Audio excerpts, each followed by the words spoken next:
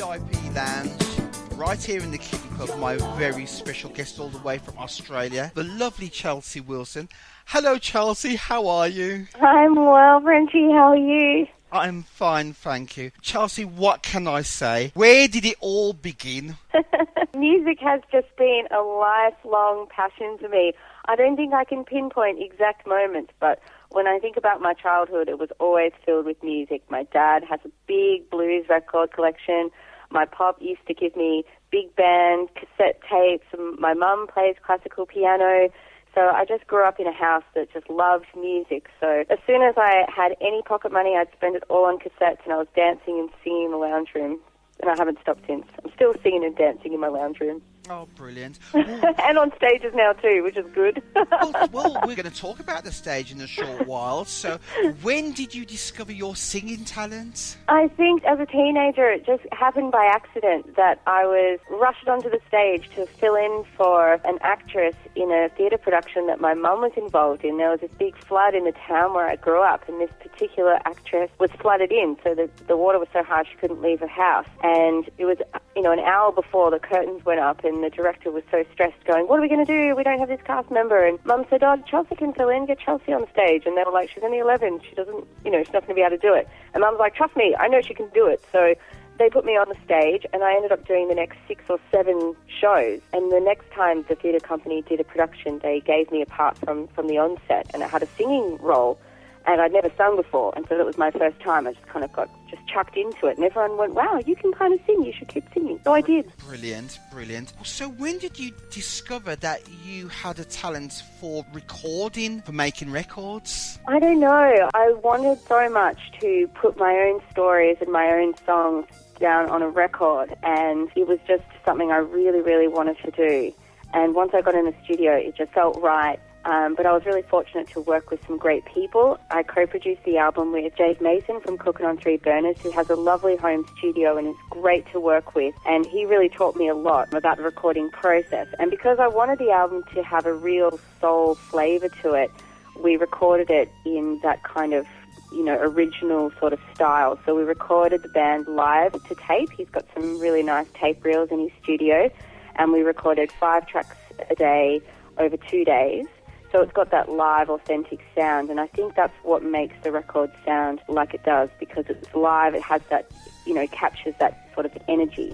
Well, okay, then I know we spoke briefly about this earlier, and you shared some of your experiences where you gained more of your experience as a vocalist, doing a lot of live shows. Can you share this with the listeners? Absolutely. Well, I went to the Queensland Conservatorium of Music straight after school and studied jazz.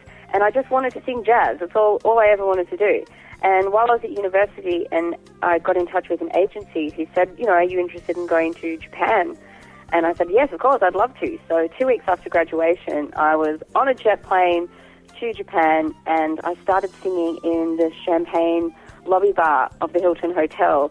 And I ended up doing 6-month contracts there, where I was singing 4 45-minute sets a night, 6 nights a week, living in the hotel. And then I went from there. I worked on a cruise ship for a little while. I did a contract in Dubai. I did a contract in a hotel in Bangkok. I went to Indonesia. So I was really fortunate to get that kind of work. It's really kind of a musician's dream, really, but it's hard work. It was about 280 shows a year, and so I was kind of on stage, for more hours a day than I was sleeping. But it meant that, I got to sing to so many different audiences, and, I learned so many songs and so much different repertoire. And those experiences, are the kind of things that I've been able to draw upon for my writing. So now that I'm working on my original music, it's those experiences that led me to have the material to write an album. Okay. What was your favourite moments while you was performing in all these different countries? Oh, so many moments. The one moment that specifically stands out to me is that when I was singing at the Hilton Hotel, it was just down the street from the Blue Note Jazz Club, and so a lot of the jazz artists would be staying in the Hilton. And one night I was performing, and the entire Incognito was sitting in the lobby having a drink. And I was like, "Oh my God, it's Incognito." So I got to meet Bluey and all of the band, and, I was really nervous, but, that was just like, wow, such a great experience. It was very exciting. I also got to meet Joe Zawinul, who was staying in the hotel, so it was really exciting.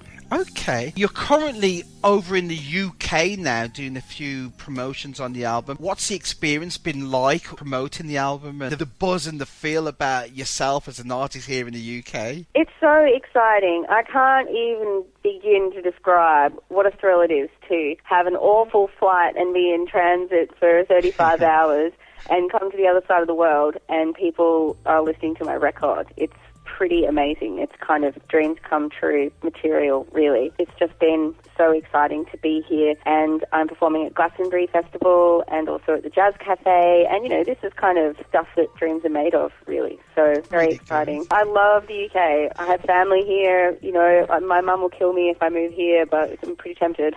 Oh, wow. Interesting. I'm here in summer. I don't know how I'd go in winter, but I have to buy some new beanies and new hats and stuff, and they'll be fine. Well, make certain you get loads of thermals as well, because you're going to need it in the winter. Good tip. So for 2015, what can we see as far as projects and so forth from yourself? Well, I'm currently working with some Australian soul vocalists on a compilation album called Women of Soul, which features Kylie August and Stella Angelico and a bunch of really talented female songwriters based in Melbourne. And we've just released a compilation album of all new songs, so hopefully that's going to be coming out here in the UK in the second half of the year.